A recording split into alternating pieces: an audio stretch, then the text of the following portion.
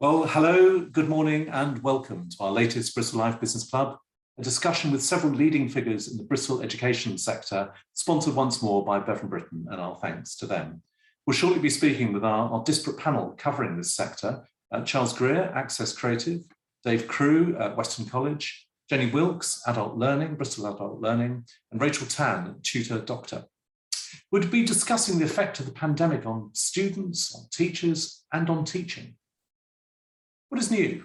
And of that, what will endure? And how have other non-classroom or lecture-based educational establishments adapted? Please do send your questions through using the Q&A button below. You can ask your questions anonymously or be named as you like. Perhaps add your company name to your questions. Note, as ever, our business club is being recorded today and will be on our Bristol Life YouTube channel later this afternoon. Thanks again to our sponsor, Bevan Britain. We do look forward to being back in real life with the business clubs in the autumn. So let's hear some words from Louise Robling, a partner at Bevan Britain. Louise, good morning. Good morning. Thanks, Greg. And good morning to everybody here. As many of you will know, Bevan Britain is a national law firm with our head office in Bristol, so we're very proud to play an active role in the business community here. We've been a long-term supporter of Bristol Life, and we've been delighted to continue our support in a virtual format throughout the changes we've seen over the last year. We've experienced a very widespread impact of the pandemic on all of the markets in which we work, but we do have a particular focus on the education sector here at Bevan Britain. And so I'll be really interested to hear the views of the speakers today regarding the impact of education and what it might look like in the future. I'm sure it may be very different. Thanks, Greg. Good. Well, thank you, Louise. And again, thanks to Bevan Britain. These are quite different business clubs than we have in real life. We will be returning in the autumn when we can and when it's right to do. We do actually have a very crowded September as a company. I'll come on to that in a moment. So the business clubs will be October onwards. So some news from us before we get going. Our business surgeries, which are the bespoke deep dive sessions showcasing companies' expertise through discussion, will be continuing as virtual events. Please do talk to us about how you might be involved. Frankly, we can all do with advice. I think that's been one of the great levelling aspects of this pandemic. You realise all of us are trying to figure out the best ways to run our businesses and organisations.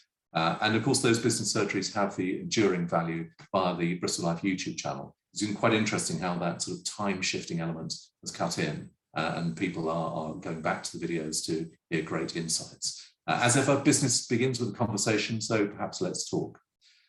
Really big on our agenda is the Bristol Life Awards. They'll be back on 16th of September, which is it's barely 3 weeks away at Ashton Gate Stadium. And there really isn't long to secure your tickets to the awards.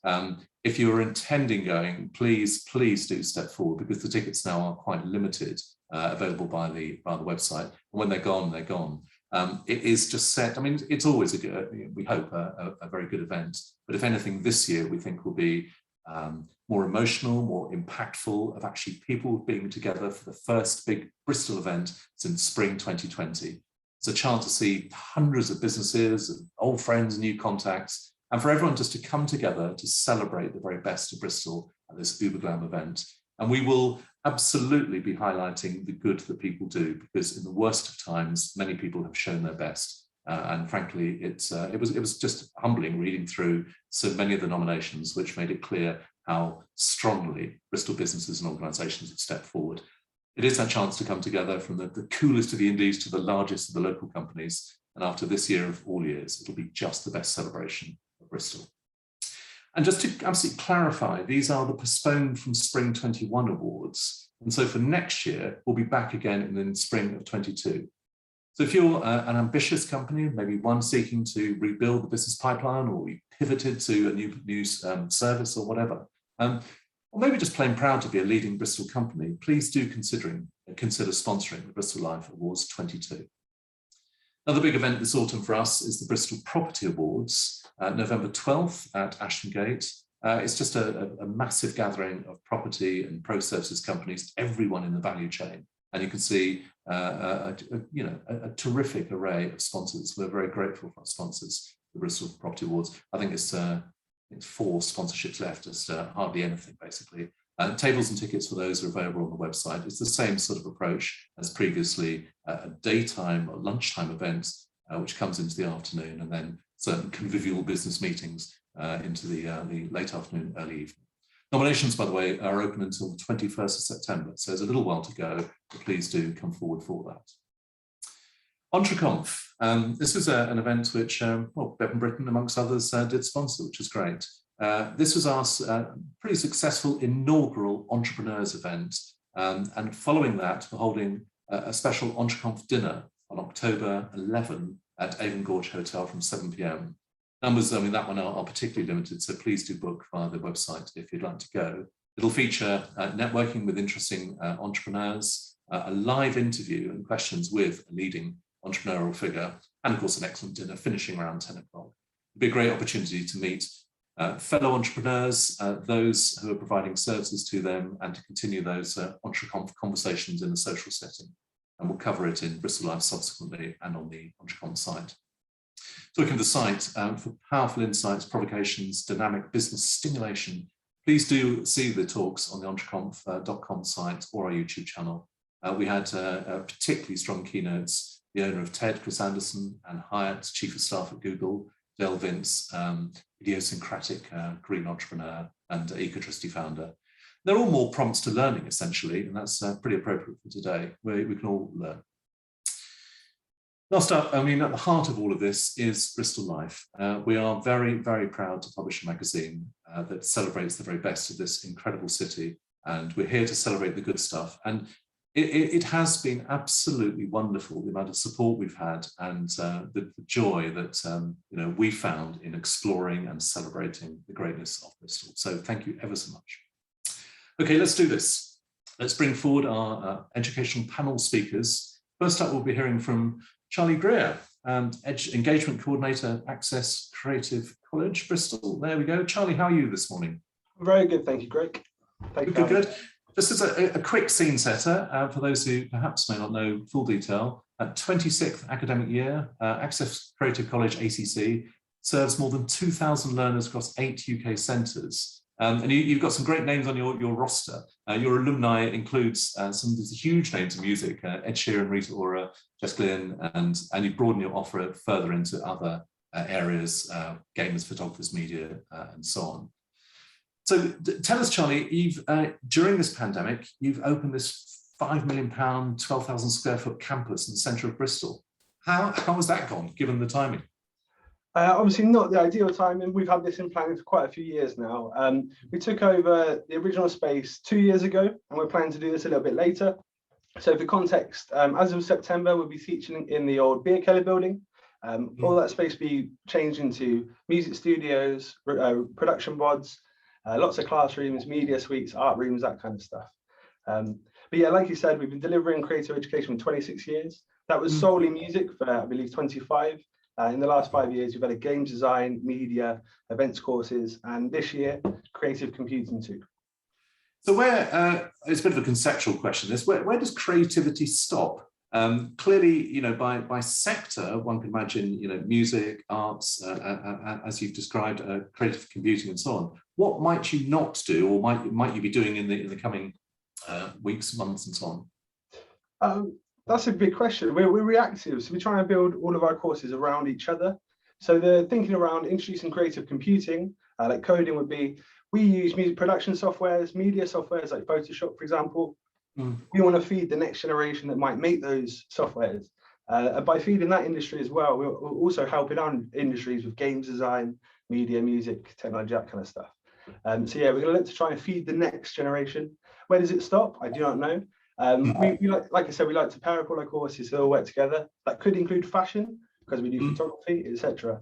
The list goes on. But over the years, we'll work towards the demand of industry and work closely with industry and schools to see each of their desires and what they need from us. We found that in a sort of parallel with an organisation we run in Bath called Creative Bath, which covers the full gamut of creativity. We decided that ultimately we could use a sort of DCMS definition of what creativity is. But actually, on the whole, if people believe that they are creative and they have a creative offering and they need services such as yours, then fine. How people navigate and define themselves is just out there. But tell me about the students. What types of students? What might they have done otherwise? And where have they come from? So we teach 16 plus.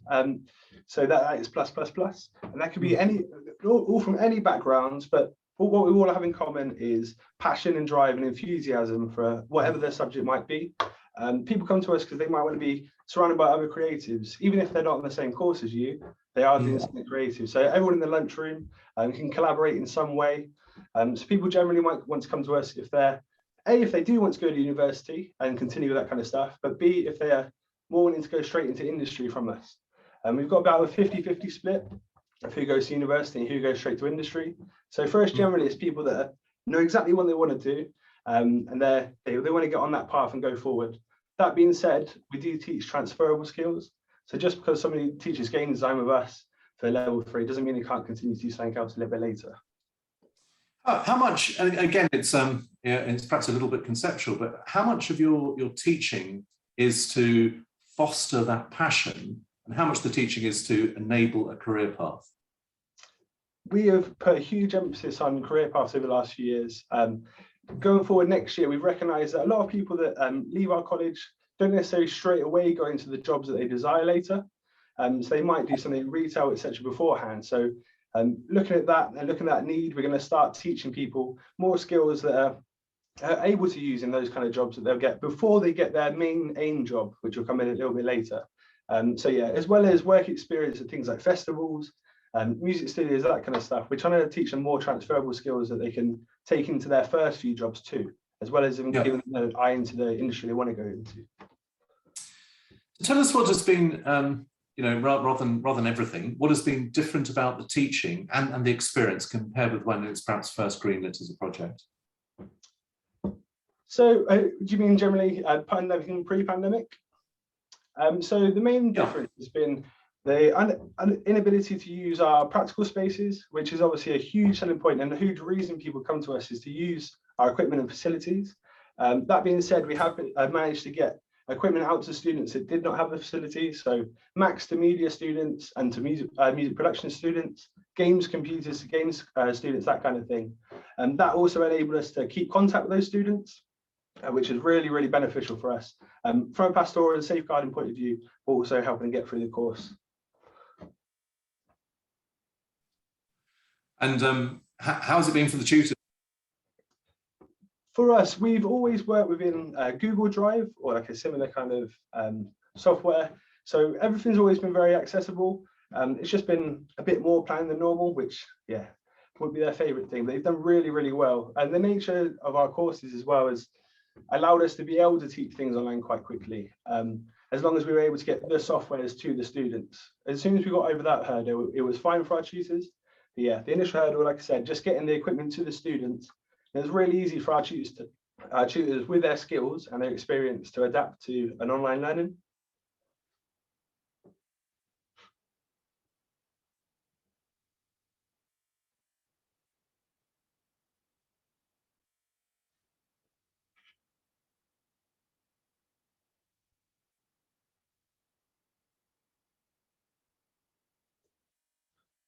Hi, Craig. Did you lose me or yourself? I don't know. Somehow the technology failed. I will take it entirely at my end. I'm sure it's this. Apologies to all for the interruption.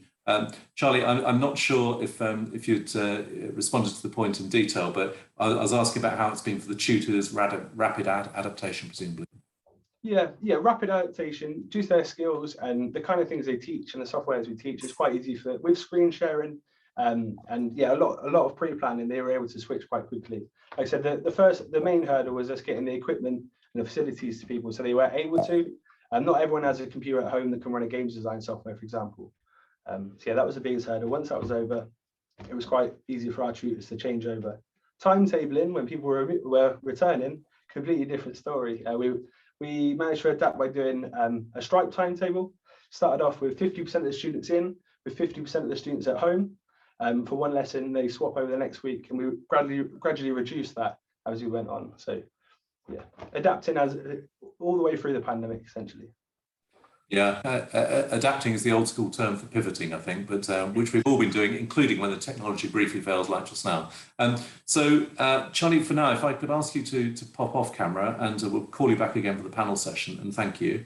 Let's bring in our second speaker, Jenny Wilkes, the team leader at Bristol Adult Learning. Bristol Adult Learning, I'm sure many will be highly familiar with, courses and workshops, wide variety of subjects, language courses from beginners to advanced, arts, craft, creative subjects, history, ICT, gardening, health and well-being. That's a fair old list, Jenny. How are you this morning, and how has demand for your services changed in recent times? Yeah, I'm good, Greg, thank you. It's been a very odd year, and one like we've never experienced at all with adult learning in the past. Yeah, I mean, in terms of demand, I think our demand has stayed actually surprisingly consistent. I think one of the things that is shown us really is how much people value the provision that's out there, and how much they value the activities and the courses and the workshops that they take part in, because actually a lot of our learners have been very keen to continue, even when, you know, lots of people have all sorts of other stuff going on, whether it's work or family and all the rest of it. And, you know, perhaps some of those learning courses and activities become slightly less of a priority in those scenarios, but actually people have really stayed with us, and the demand has still kept going really throughout this time. It's been fantastic. But has there even been an acceleration that this time, you know, has prompted many of us to think more deeply about why we do what we do, and learning and the need to always be learning is a key part of that. Have you seen an uptick from some? Yeah, we have. We've certainly seen a change as well in some of our learners. So we've had some new learners that have joined us over the past year, and because we have quite a lot of regular learners who come back time and time again and do a whole range of different courses, or are progressing through their language studies and moving on in their different levels. But we have been surprised actually by how many new people we've had join us through the year, whether the situation with the pandemic has made people sort of rethink what's important to them and what they want to actually be doing in their spare time and in their leisure time, quite a lot of the time. And yeah, so that's been a surprise actually, not something I would have expected to be generating new interest in this difficult period. Well, perhaps related to that, has there been a growth in the I don't know, the more vocational or personal areas perhaps than the more traditionally academic? Well, the vast majority of what we do at adult education would be classed as personal, really, learning for leisure and pleasure. So we don't have very much that would put people on a vocational journey. We have one or two things that people do as part of a sort of sideline, perhaps if they're an artist and they're looking to make a living out of being a creative artist. So we have some bits and pieces like that, but most of our provision is really leisure based. And so I've been kind of, people obviously really value that. And I think academic wise, we've seen, you know, some of our courses are about history or a slightly more academic style of teaching, perhaps, rather than necessarily being creative studies or arts or languages and things like that. So some things are classroom based, some things are slightly more practical in terms of what they're actually doing in the classroom. But yeah, both have been reasonably popular really over the last year. We've definitely seen people continue to want to learn with us, which is fantastic. It's strange when people talk about their own personal education, we will cite you know, the key event either at 16 or 18 or 21, and education is one of the few areas for many people that sort of stops when you become an adult. In a sense, do you think when you look back on this time and reflect on it, that lifelong learning, which is your world, will actually be accelerated by the pandemic? Yeah, I mean, I think that's definitely possible. I think people have definitely looked at what they're doing with their lives and what they want to do. And it's been a turning point, hasn't it, I think, for a lot of people. So it's upended everything, and all the cards are thrown up in the air and you've got to start again. And I think, you know, whether that's for people who didn't think they would ever be working from home, now working from home, or people who have contact with family and have been managing their family situation in a certain way, suddenly changing that up, or doing homeschooling and totally trying something new. I don't think there's anybody out there who hasn't made some kind of significant change in some aspect of their life over this 18 months now, as it is. And so I think definitely that's certainly spurred people on. Perhaps maybe they've made a change in a personal area of their life and thought, actually, you know, maybe I will go and sign up to a French course because that's something I've always wanted to do, and I've just done this, and so I can do this as well. I definitely think it's given people the opportunity to kind of rethink where they are and where they want to be and what they want to be doing with their time. Yeah. So, you know, we're talking about learning. What about Bristol adult learning itself? What have you learned? Oh gosh, well, I've learned how incredibly grateful I am for the staff team. I have a really strong staff team, and I've been very lucky there. We've got a fairly small core staff team, and then a lot of tutors who work on a fairly casual basis, who some do a few hours, some do quite a lot of hours, and they have been absolutely amazing. I mean, the resilience in that staff group has just been phenomenal. People who, you know, a couple of years ago, if I'd asked them if they could deliver something they're doing online, I'm sure would have said to me, I'm not sure it's the thing for me. I don't think I could do it. I'm not really very technically savvy. You know, suddenly they've got their cameras set up, their webcams set up.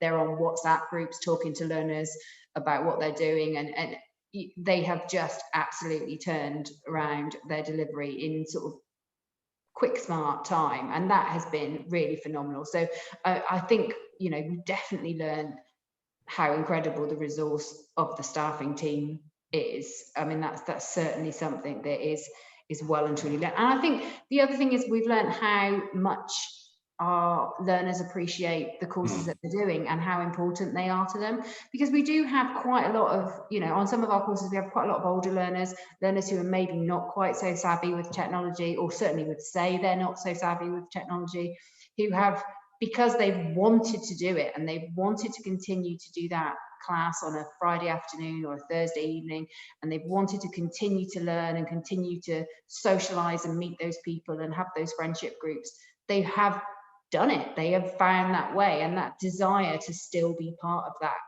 group and that experience has been amazing, really. And I think so we've definitely learned how much our learners value us.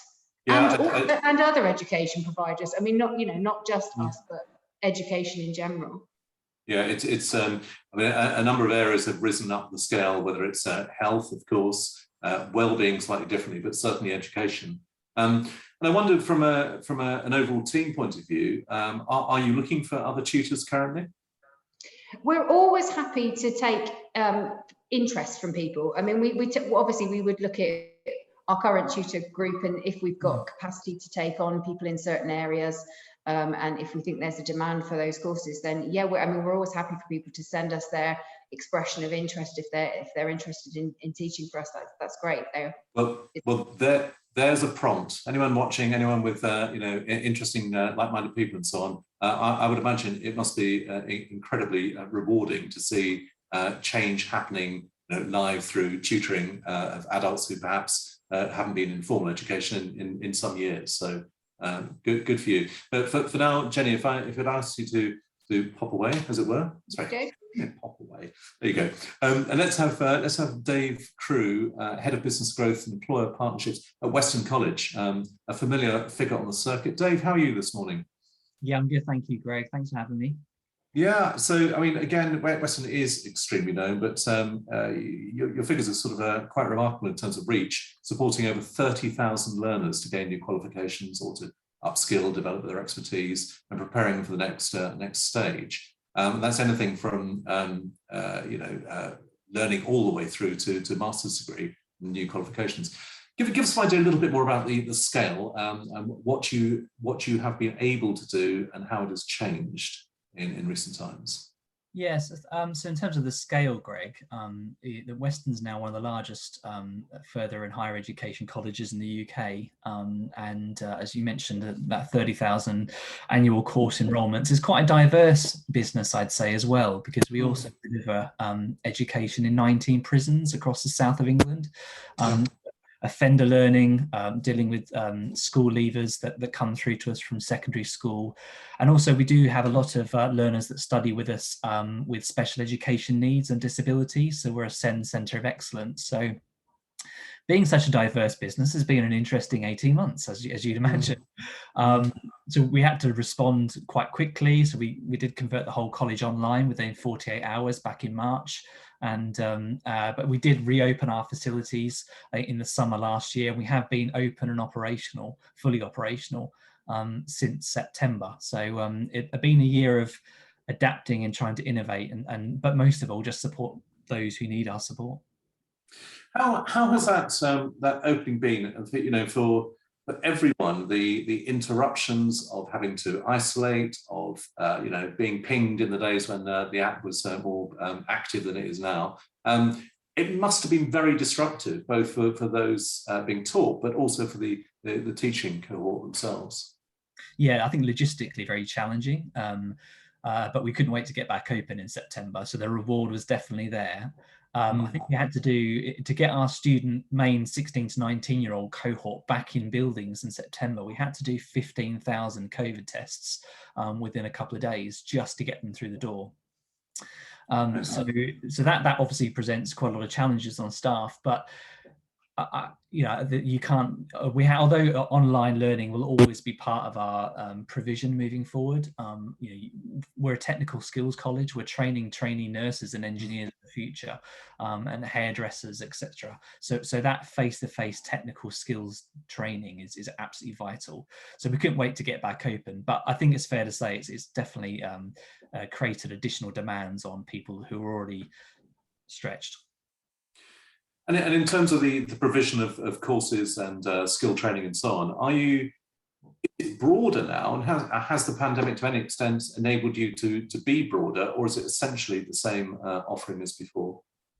So I think we're aligned to the local industries in terms of the sectors, the courses that we deliver. So all your main health, construction, tech, engineering, etc.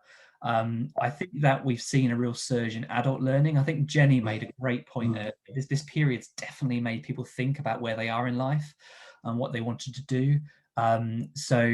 We've had to evolve that. So we've had a lot of interest in people looking to maybe train in healthcare, in digital technology, cybersecurity, learning how to do coding, for example. So we've had to expand our provision for adult retraining, and that has included a partnership with Bristol. So we now deliver fully funded adult learning courses for those 19 plus out of the French A campus. So that's been a bit of an extension of our geographical reach as well. Can you also talk about how the nature of the teaching itself has changed, not just the Zoom and remote and the process, but the way that teachers teach and indeed students learn? Yeah, I think that obviously students have been were almost forced to be a bit more independent in their learning back last year, and I think there'll be an element of that carrying on. I think that a lot of students, you know, value for money has always been important, of course, but I think it's even more important now. I think we are seeing, you know, more students maybe choosing to go into work and apprenticeships rather than go to university, which has been an interesting change. So yeah, that things definitely have evolved, and I think we've also had to invest more in our facilities as well, because we have recognised the physical environment really is everything to give those learners that, you know, amazing experience. And we have just invested in a new engineering training centre which opens next month in Filton in Bristol, which is at GKN's new Global Technology Centre. So that capacity has had to be extended really. But no, I think things have changed, but certain things will always be even more valuable than perhaps they even were before. Yeah, it's prompted that reevaluation for us all. Dave, for now, thank you, and we'll call you back again for the panel session. Thank you. Let's bring forward Rachael Tan now, co-owner at Tutor Doctor. Good morning, Rachael. Good morning, Greg. How are you doing? Yes, good, thank you. So Tutor Doctor Bristol, it's run by you and your husband, Chin and Rachael Tan together. You've been operating since about 2000 via a group of private tutors working individually with students at home. So you're ahead of the curve, aren't you? You've been doing this for some years. So we've always offered online to a fairly small extent, but primarily we were doing in-person tutoring in the student's home before the pandemic hit. And then obviously we've had to move to online, but it's worked, I think, a lot better than any of us expected. A lot of students a lot of teenagers were and the younger kids, the families were sort of hesitant about whether it's going to work well, especially because they'd been doing the school classes on Zoom and they drift away, they get distracted, they weren't focused at all. But it's very different on a one-to-one basis. The tutors can keep it nice and interactive. They can use things like interactive whiteboards. It can still be interactive and fun and nice and engaging. And now we've got the chance to go back to in person. Quite a lot are saying, well, actually online's working so well, we don't need to. I mean, obviously there are a small number who, for their particular needs, it has to be in person. It would just never work online. But generally, for a lot of them, online's actually been working really, really well. And presumably for the tutors, amongst other factors, online is actually that much more efficient. You're not having to travel to the student's home and build in the before and after sort of stuff. Has that been a factor, as prosaic as it sounds? Yeah, no, I mean the tutors, a lot of the tutors have been very pleased. It saves them the travel time, and a lot of the families have been liking it as well, because often the busy families with other activities going on, and instead of having the pre-session chat and afterwards and everything like that, turn the computer on, have the session done. And actually, both families and tutors have been enjoying it generally. I mean, there are some both tutors and families who have just been dying to get back to in person, because it is nice for the relationship, for the rapport and everything like that. But a lot have found that it's just a very practical solution. And another thing as well, it's handy when they're preparing for exams, the GCSEs and A-levels. They can record the sessions, they can look back at things when they want to revise a particular topic. It can be really useful for that as well. And if you were to, this is a dangerous question at these times, but no one really knows the precise detail. But if you roll the clock forward, 6-12 months or something, what do you think the split of your operation will be broadly between in-person and online? From speaking to people, I think we will still have more online than in person. I mean, I suspect it's steadily going up little by little, the number of in-person ones we're doing. But I suspect probably would be something like 60-40 online, because a lot of people, they've seen that it can work and they're like, it's convenient, let's keep with this. And I suppose very near term, there is, at least for some, the caution about either going into someone else's home or having someone come into your house. And do your tutors have to have lateral flow tests each day? So yeah, I mean, everyone's got different sort of, I guess, level of comfort on that. We've been very clear that safety comes first. So they obviously, they have to have testing. They have to declare that they haven't been with anyone beforehand, etc., who's been in touch with COVID, anything like that. So we have procedures in place, and we've had a small number who just don't want to go there. But the majority are those who were very keen to get back to in person.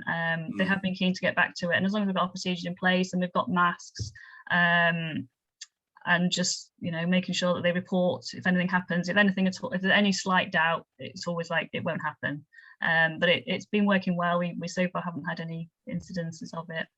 I mean, ultimately, there is a great deal of common sense out there, and we found that ourselves with the Bristol Life Awards, that people know that there is the duty of care on our side, on the venue side, but also that the people attending will be extremely sensible about how they behave and so on. And I guess that will become normative over time. We'll all get more relaxed with that sort of interaction.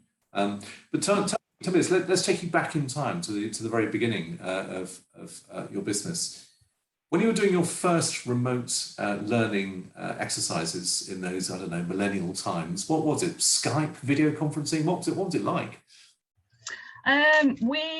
Tutor Doctor, our Tutor Doctor's been going for since 2000. We've been going in Bristol only for 3 years. Okay. So it's all been basically the things we have now, basically. But yeah, we always had a very small number who were online. Generally our focus is very much in person, in your home, and you know, getting the nice rapport going with the tutor and everything like that.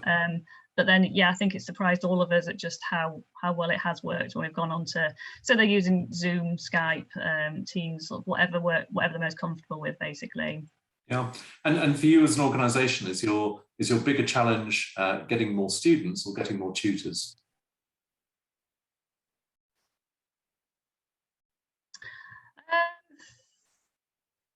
Probably we have a really big roster of tutors, so we've never struggled to get tutors, and so probably, yeah, getting students, probably particularly the last couple of years. Yep. But what we found has worked really, really well has been just making sure we look after our existing customers really, really well. Lots of communication with them. I think extra communication over these times so they really feel supported, like we're there for them, and kind of just building out from them. We've built up a lot of referrals from our existing customers, so that's been amazing. And for your remote work, as it continues, which will be a very, very material part of your business, are you essentially area agnostic? It doesn't matter ultimately where tutors and students are based. It could be anywhere, can't it? It could be anywhere.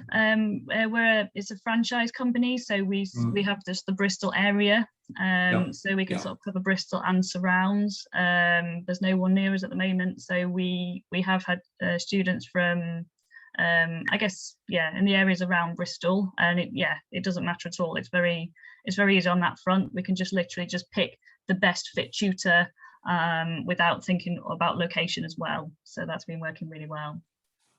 Very good, Rachel. Thank you. Let's hold you on camera, as it were. Let's bring back your other panelists, Wilkes, and we'll have a chat across the piece. Hello, everyone. Welcome back.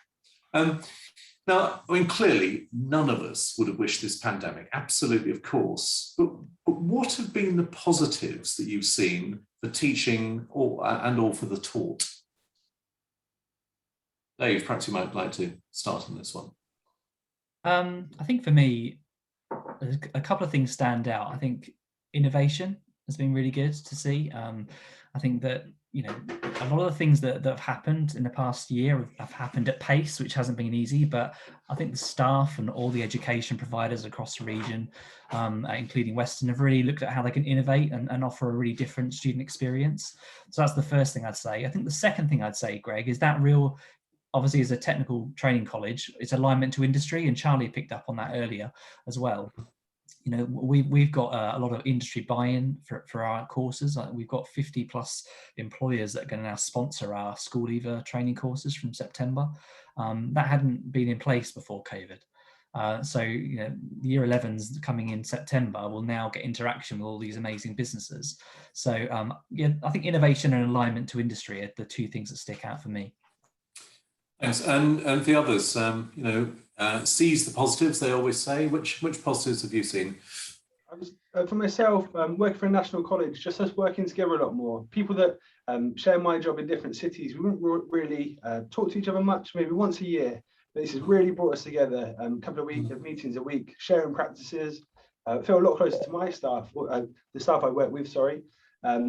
We don't see each other a lot, but we're in chats together. We're always conversing. So although we've been apart, I feel like we've actually worked together a lot more than we usually would. So that's been a real positive for us. That's one of the sort of paradoxes of the pandemic. We've never been further apart, and yet we're closer still. In technology, which has enabled that.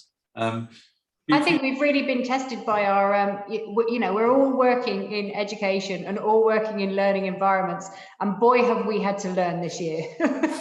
And so have all those staff, you know, all our staff and our tutors. We're used to helping other people learn things quite often, and this has been a real year where everybody has had to learn, everybody across the board. I mean, I know people are always continuing their professional development and they're always learning new stuff, but it has been a year like no other for that. I mean, the amount of, like you were saying, Dave, the amount of people who have been so inventive in how they've done things and so creative and have, you know, just adopted things. I mean, we've had to, I know, but, you know, have adopted technology that we had no interest in 2 years ago. We you know, no thanks, we're all right, we're doing okay on our own, we don't need Zoom, no problem. You know, you can carry on with your thing, but it's not for us. And that's just, we're now all suddenly like, oh, we love this is great, fantastic. That's been amazing. And Rachel, the big positive, I'm sure, for you has been the whole principle of remote, and that's become a much bigger part of your area than previously. Any other thoughts in this area? Yeah, I mean, the fact that online is working so well is a really good thing for us.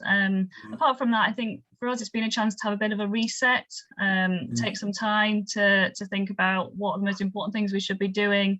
And as I was saying before, we've really focused on communication, looking after our customers, and doing extra things for them. So we started doing some webinars about supporting them with homeschooling.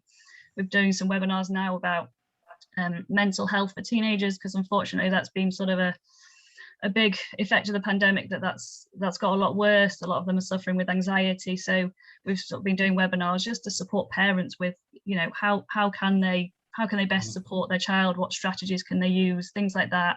And I think they just really appreciate that, and I think it's helped us to feel more connected with them. Are there additional areas of what you've learned and have applied which will endure on the other side, whatever that means in practice? One of these don't all right moments. Or don't ignore it, it's a tough question. Go on, Charlie. For example, with us, we do a lot of gigs for our students throughout the year. We've obviously adapted to do virtual gigs, so I think we'll carry on doing that. That feeds our media courses too. We can get them hands on deck doing some like live production, live broadcasting.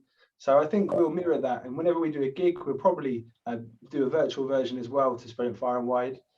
By having our events virtual this year, our industry week, we were able to involve people that were in different countries, which was amazing. So we had like huge techno DJs from America on a call, which we wouldn't be able to do if we invited them into the centre. So we will carry on with that kind of stuff, definitely. Yeah, thinking about the sort of cohort of students, and this probably more directly applies to Dave and Charlie, but please join in if not. Do you buy the argument this in retrospect will be seen as a generational change, that a whole cohort of students has been deeply and perhaps negatively affected? Or do you take the view that the essential resilience and adaptability of students and organisations such as yours sort of mitigates those negatives? What do you think when you know, in a few years' time when we look back on this time, what might have been the longer term effects? Well, just from my perspective, Greg, we should never underestimate the resilience of our young people, and we've certainly seen that during the pandemic. But we can't deny that the students that are going to arrive at Weston College next month have had a very disruptive year, and I think that, but we know that, and I think the other thing we need to be aware of and be prepared for, and we are, is that mental health aspect as well. Having the confidence to come to an open day was a big deal for a lot of students and their parents. A few weeks back, when I stood outside our campus near the seafront, I could see it. So a lot of education providers have really upped the ante on that additional support, because from September to Christmas, I think that the students are going to need it. Yeah. Very much so. And to echo that socially as well, we all agree that 15, 16, and then 16 to 18 as well is like a key part of our social learning how to interact with people. We all remember our colleges, etc., to be some of our best, or university, and they've missed that social interaction for 2 years. So yeah, we're seeing that a lot with people, like you said, Dave, a bit apprehensive to come in and meet people face to face. It's fine once they get in the building, we've had a bit of a talk. That initial getting back in is a huge step for some people, even more so than it would have been before. And I think that latter point has also been true of much older people. The caution at first, once you're sort of over the hump, then it very rapidly becomes much more normal. We've seen that, you probably had it as well in sort of social settings, that awkwardness at first, and then fine, and then you're on. How about you, Rachel? What do you think about this? The potential longer term effects when we reflect back in some years about what this time has meant for this cohort of students? Yeah, I mean, obviously it's been a difficult time for everyone. It has been a very difficult time for teenagers, for those who've had their exams throughout this, because it was very difficult with all the uncertainty. They didn't know what was happening. They were having exams, they weren't, then they were again. And then they had sudden assessments with short notice. It's been very, very stressful, and it's not surprising that we're seeing a lot of anxiety around. And it's difficult for a lot of reasons, because as they move on to university, it's been difficult to get places and things like that. It's hard to know how much it'll affect them going forward. There's no doubt that there's been a big impact. Speaking to families, we just hear so much more than ever about how their teenager is struggling mentally. There definitely has been a big impact. I suspect, I mean, a lot of them will be, as you said, as Dave was saying, will be very resilient and will be able to move on with the support of, support of the family and everything like that, and obviously other organisations. So I'd like to think that they will be resilient and be able to move on in the coming years. Do you think as well, though, it's highlighted how important education is as a lifeline in that scenario? Because I'm just hearing what you're saying there, and I mean, most of we're dealing with adults, and we actually have quite a large cohort of older people and potentially retired people coming on daytime courses, and I know that they have come on the courses and continue to come on the courses, and even when they couldn't come on the courses, they've rung us and said, we really want to come back, we're waiting, we're counting the days till you're back and we can rejoin this or that or whatever it is. And it's really highlighted for me how important that is for them as a lifeline, and how education can play that role of actually providing some stability and support for people, for younger people and people going into industry through Charlie and Dave and the work that you guys are doing, and through the tutoring work on a kind of more one-to-one basis. I think that's one thing that's really struck me, I think. Yeah, definitely. I think that's been a really, really big part of it. They've been missed out on because they've been in and out of school, and school, even someone who hated school, they've been desperate to go back to school because, it's to say, it gives them that routine, it gives them that stability. And now it's been so much self-learning now, and they've got to do independent learning. I mean, we're often seeing more demand now for, even rather than subject-based, just general study skills support, helping them to manage their time, plan out what they're going to do and when, how do they study best, that kind of thing, because they've realized that they're not very good at it. They haven't sort of been trained very well on it, and then suddenly, where they've had to do so much self-study, it's been a struggle for them. And I think, that's one of the factors in bringing up their anxiety, because it is overwhelming, isn't it? All those subjects to manage, where do you start?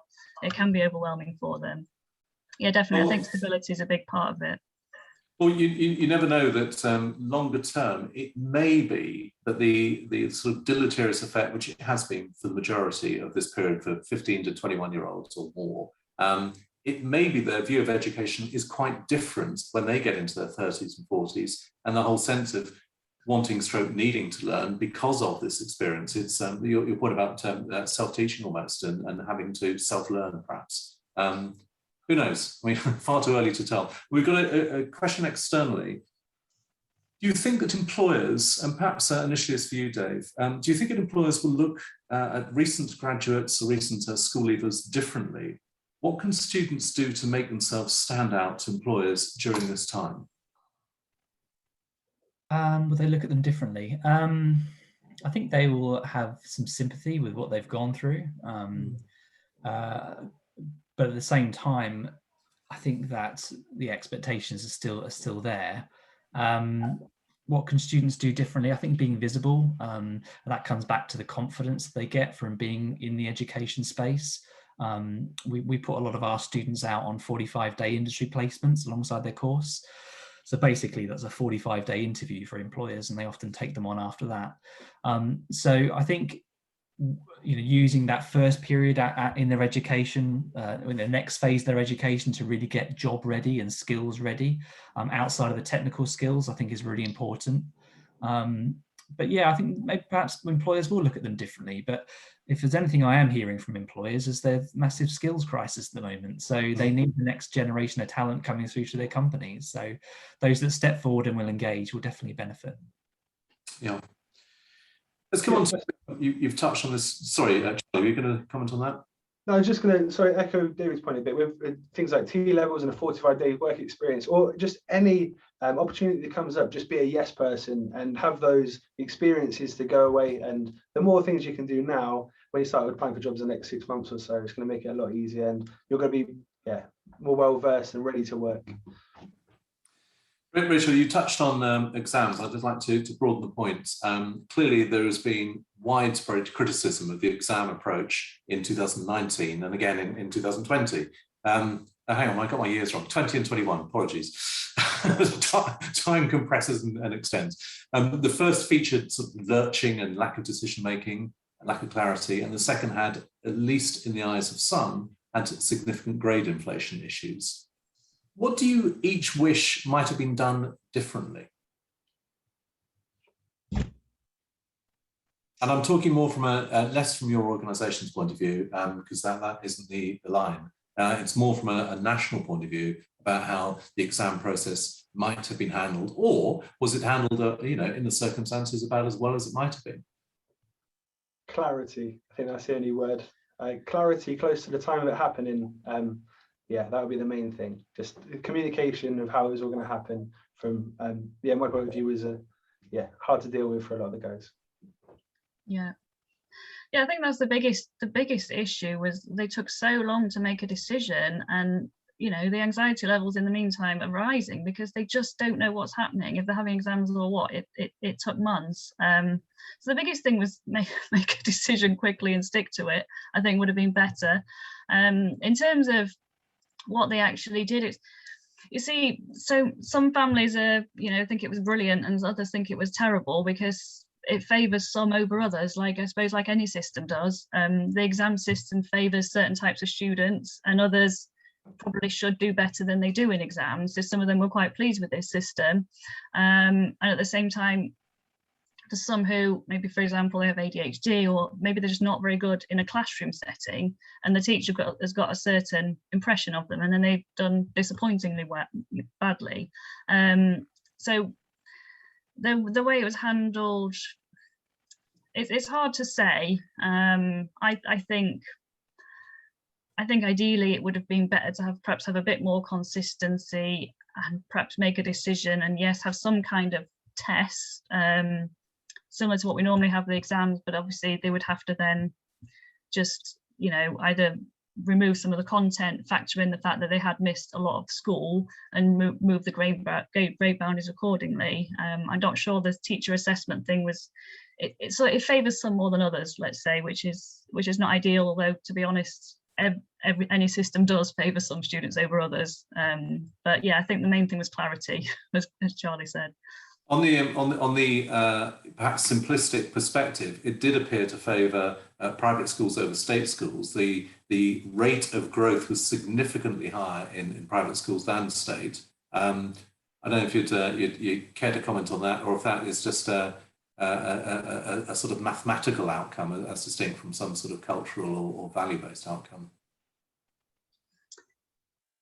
Yeah, it's hard to know. There was no doubt that obviously the private school students did do very, very well. The private schools often are working at a higher level to the state schools. They sort of go at a faster pace.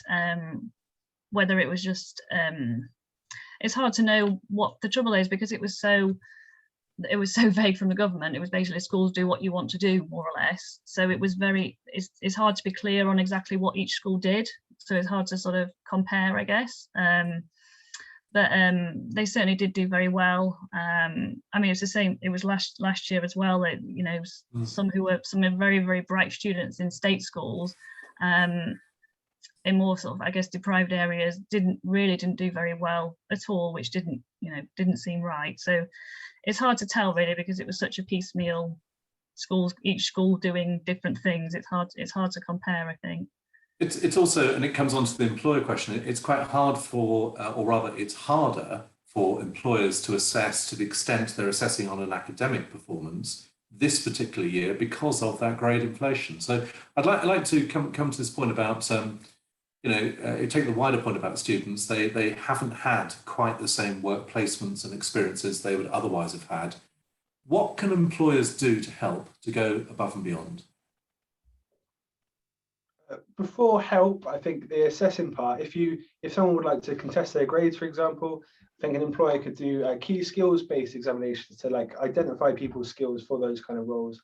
I think that would be yeah, beneficial way for everyone. If they didn't think they got the grades they deserved, yeah, people are still right for the job. But yeah, I think that's but for them to help, I'll hand over. And in terms of employers, you know, whether from this or from other channels of reaching out, what can employers do to help this group that have been, you know, disproportionately affected? However we characterise it, this has been a bloody tough time. What can they be doing? Dave, your thoughts here? I think having a conversation with your local education provider. I think there's lots of light touch activities, such as you know, a member of your staff jumping online on Teams to have a conversation with 6 business students or T-level students, or offering an industry placement. Maybe adapt the way you interview as well, or the way you shortlist. A lot of our employers are now looking at vlogs instead of CVs. Especially for different industries. So just about, you know, engaging early, you know, and being a little bit flexible, because ultimately once you get the young people there, obviously they're an amazing investment for your business. So it's all about early engagement for me, Greg. Yeah. Jenny, it's not your direct area, but your thoughts here. Yeah, I mean, I think, you know, employers can be visible to people, I think, really, as well. You know, if you have the opportunity to offer apprenticeships, or you have the opportunity to offer work placements or visits, or like Dave was saying, if you can offer advice or shadowing or mentoring, or if you've got staff within that who can share a little bit about what your industry is like and what it's like to be part of that industry, I think that's all fantastic things that people could do, definitely. And I'm sure that, I mean, exams are important and grades are important and qualifications are important, and we're all in the education world, but we all know as well that actually the experience of meetings, you know, once you've shortlisted somebody, the interview is you know, really important. That rapport that you get with people, their willingness to learn new things. Very few people walk into a job with the qualifications that are going to make them know exactly what to do from 9 to 5 on that day. So everybody's got to learn on the go, even if they've got the great qualifications and the skills that really back up the daily tasks. So I think employers are always going to be looking for people who are willing to try things, have a go at things, learn new things, and adapt and develop themselves actually in the job. Well, I'd like to end, because the hour has flown by, end on a personal question to you each. I'd like to take you back to when you were, which I know isn't that far, but when you were 16 or 18 or 21. How do you think you would have been in these times at that age? How would you have responded? Who'd like to go first? For myself, at 16, I had a good family, home life with my family, but I couldn't imagine being anywhere but home. I spent my time anywhere but home. So it would have been a real struggle for myself. Yeah, and with the technology side of things, I think I'd enjoy it. I really enjoyed learning new skills and new softwares over the last 18 months for live streaming, that kind of stuff. I think I would have enjoyed and adapted, but yeah, I'd really missed out, because I like being out of the house, whether it is going to college or being with friends, that kind of stuff. So yeah, I really do empathise with that age group for that. Jenny, for you, what would you have been like at that age now, as it were? Oh, I don't know. It's hard to say. I think I probably would have quite enjoyed some aspects of the technology, but I think I'm a very people person, and I like to be around people, really. And I think I would have missed my classmates, and I would have missed the experience. And I do think you learn an awful lot from the wider experience of being in a college and being at school and going to those places and getting the bus and what happens at lunchtime, and all of those kind of things are all added to part of that kind of learning journey. And I think I would have been a bit cheesed off with being stuck in my house with a screen for such a long time, and I would have missed people and missed that contact with people. At a wild guess, I'm going to suggest that you, at the age of 16 or 18, probably wouldn't have been cheesed off. It would have been some other phrase might have sprung to that age, I suspect. No. How about you, Rachel? I think if it was the age of 16 to 18, I was basically I was a big swot at school. I probably wouldn't have been too into the remote learning thing. I've never been very good with technology, but I was quite. I guess I was I was quite organised, quite focused. So in terms of self-study, I'd be okay on that front. But I think if it happened a bit later when I was at uni, I think I would have been really unhappy, because that's a big part of the uni experience, isn't it, that you then miss out on. That's the main bit, really, is the going out and socialising and meeting people. So I think it would have been difficult at uni. Similar for you, Dave? I was quite a shy 16-year-old, Greg. Though I hired a 16-year-old apprentice in September, and I wish I was more like her when I was that age. I think I would take some of Charlie's advice, say yes to things, get yourself out there, and don't be as hesitant, because the opportunities are there. Yeah, I mean, in part, I'm sort of suggesting that, of course, because one way or another, empathy is something which we're all attempting to be more aware of, that what it is like for this cohort and others going through education these times. It is problematic. We all know that. But I hope today that everyone's had a sense of the thoughtfulness, the great common sense, the adaptability which you have each brought to your enterprises and how you're approaching these times. So on everyone's behalf, I'd like to say thanks to our speakers today, to Charlie Grier, Access Creative, Jenny Wilkes, Bristol Adult Learning, Dave Crew, Weston College, Rachael Tan, Tutor Doctor. Thank you very much indeed. Thank you also for you watching now or subsequently on YouTube. Thanks also to our Business Club sponsor, Bevan Britton, and to Louise Jobling, we heard from earlier. And again, more broadly, thanks to everyone for your support for Bristol Life. We do look forward, we really do look forward to seeing so many of you at the Bristol Life Awards on September the 16th. Good luck to you all in the coming months. This has been a Media Clash production. This has been the latest Bristol Life Business Club. Bristol together, always. Thank you. Thanks.